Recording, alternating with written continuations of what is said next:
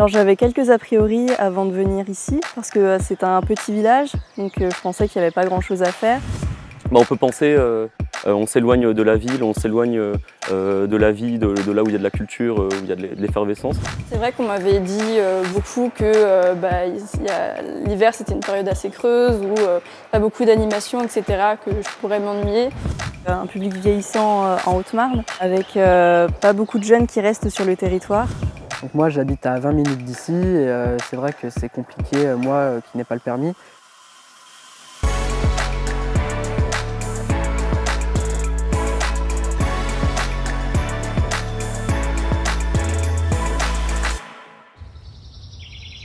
Je suis volontaire en service civique pour l'association La Fête, qui est une ferme culturelle au cœur des Vosges qui mêle musique, art de la scène, gastronomie, lieu de rencontre et de vie.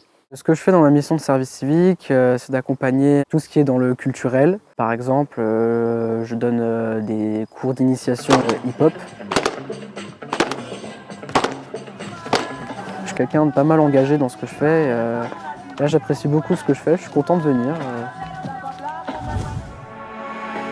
On a des animations nature avec les scolaires, avec le grand public qu'on propose assez souvent. On organise des festivals, il y a des conférences qui sont aussi organisées. La troisième et dernière zone, ici. J'accueille les visiteurs, je les aide, je les aiguille dans le château s'ils ont besoin de savoir des choses. Et je m'occupe également de l'escape game. Donc on a un nouvel escape game cette année. Je travaille essentiellement avec des groupes, avec des enfants, avec des particuliers. En contrat civique, moi je suis à l'accueil, vu que je fais une fac d'anglais. Le fait de parler en anglais, etc. Il y a énormément de personnes qui viennent du Danemark ou de Hongrie encore. Ils passent par ce Moineville, donc c'est super drôle des fois. J'adore. On ramène la culture au cœur du milieu rural, on ramène les gens et donc on devient en fait lieu de vie et de rencontre. Voilà, donc on n'est absolument pas renfermé sur nous-mêmes. C'est un village pas très grand, donc on fait vite le tour, mais on connaît très vite les gens. C'est-à-dire que tout le monde se connaît, tout le monde s'entraide. Il n'y a pas la dimension d'hésitation avec les autres, c'est toujours de la solidarité. Pour moi, le système D en milieu rural fonctionne parce que justement, ça fonctionnerait même mieux qu'à la ville. Parce que vu que tout le monde se connaît, tout ça, c'est plus facile de demander des services. Moi, j'ai pas trop de difficultés en moyen de transport. Même si j'ai pas le permis, j'ai toujours des gens qui peuvent m'emmener, qui sont là pour moi.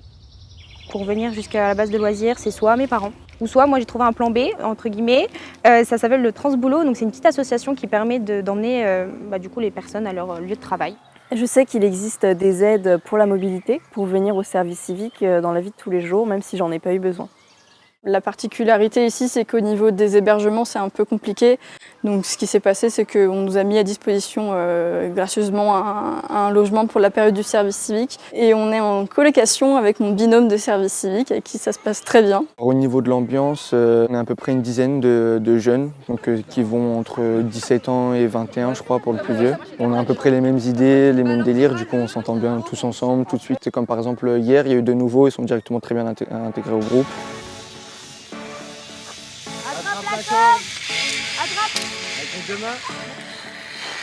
Donc pour les jeunes qui hésiteraient encore à se lancer en service civique en milieu rural, je leur dirais allez-y, profitez-en. Nourrissez vos curiosités, allez en rencontre des publics, éloignés de la culture par exemple, de profiter aussi du cadre que peut offrir le milieu rural, donc la nature, la faune, la flore, tout ça, ça peut paraître anodin mais c'est hyper enrichissant aussi.